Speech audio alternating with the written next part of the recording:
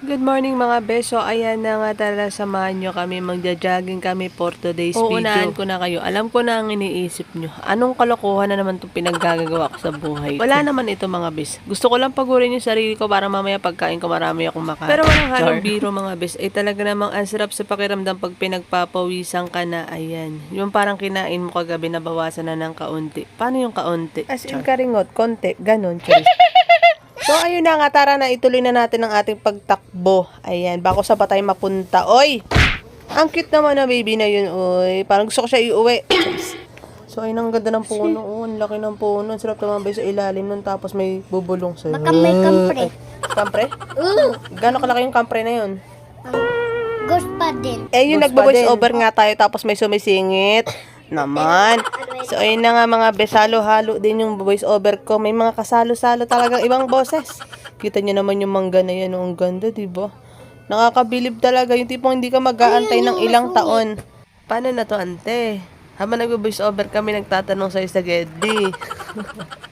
Yun na nga mga mas. Lumabas na nga tayo ng village. Ayan, dito tayo maglalakad-lakad. Kasi meron dito nga paahon. Ayan, yung alam mo yun. Para ka na rin umakit ng bundok man. Oy, pababa-baba, ganun basta. Dito ngayon dyan sa may orchard, ayan, yung kahabaan nito guys. Dito kami naglakad. At yun na nga, grabe na rin yung pawis natin talaga naman. Basang-basa na tayo. Pwede na tayong isahog sa sinigang. Sobrang asim. At yun na nga mga bes, nang pabalik na nga kami, ay nakakita pa kami ng gagambang totoo. Ayan, kasi may gagambang peke. Uy, hindi ganun. Ano yun? Hindi, may gagambang totoo. Ayan, alam niyo ba yun dati yung pinaglalaban-laban pa yung mga gagamba, ganyan. Tapos may mga nanunulo. Nanunulo is naghahanap ng gagamba sa may gubat. Ayun na nga, napaghalataan yung edad natin. Uy, basta yun yung mga best. Nakatapos na nga tayo sa ating mga kalokohan, charis. Nakatapos na nga tayo ng jogging at saka walking. At eto nga mga best, bumalik nga tayo dito sa may Hardin Cafe. At eto nga pala best, yung kanilang mga alagang crayfish at maliliit na isda. At yun nga mga best, magandang negosyo nga daw itong crayfish. Ayan, syempre tiyagaan lang naman talaga din mga best. At kung makapagpadami ka nga nito best, ay talaga naman best. Ang ganda daw ng kitaan dito. At yun na nga mga bes, sa mga gusto nga bumili at mag-alaga nito, mag-try na magnegosyo, ayan, PM nyo lang ako mga bes. Mabilis ang transaction lang tayo mga bes. Ay, talaga lang magi. Pag sinipit ka talaga niyan, walang iyakan. Pero parang ang sarap ng ginagawa niya, nilulublum niya para kagat-kagatin siya ng mga isdang maliliit. Nakakakiliti daw. So, itatry din natin yan mga bes. Teka lang, medyo natatakot ako sa malaking crayfish dito. Baka sipitin tayo mga bes. Ayan. Iyak talaga tayo pag nasipit tayo mga bes. Pero sana soon, ayan, sana soon magkaroon din sila nung spa, ayan, tapos yung mga isda, ay talaga naman bes, ang sarap sa pakiramdam siguro nun, tapos iinom ka ng kape or iinom ka ng tea, ay talaga naman, solid yun mga bes.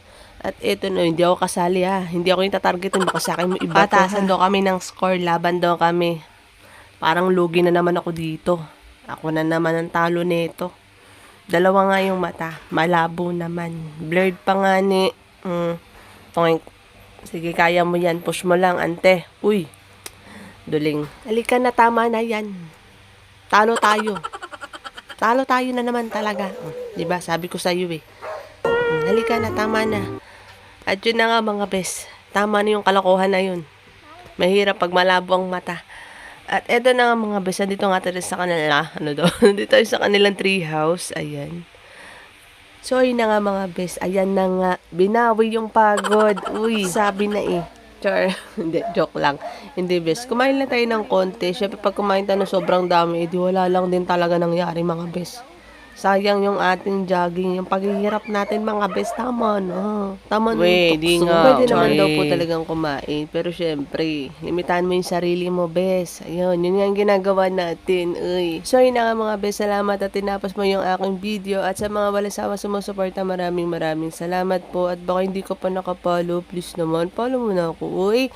At yun na nga, see you on my next vlog. God bless you all. Bye!